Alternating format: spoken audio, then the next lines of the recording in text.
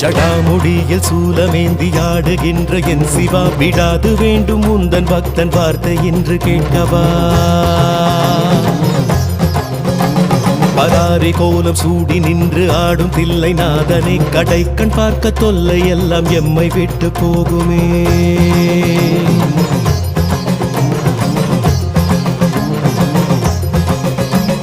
உடுக்கை சத்தம் கேட்டு விட்டு சொக்கி போகும் வேளையில் அடுக்கடுக்கு துன்பம் யாவும் ஓடி போகும் மூலையில் ஜகம் நடுங்க ருத்ர தாண்டமாடுகின்ற கூத்தனே பயம் ஒடுங்க எங்கள் நெற்றி தீண்டி போக வேண்டுமே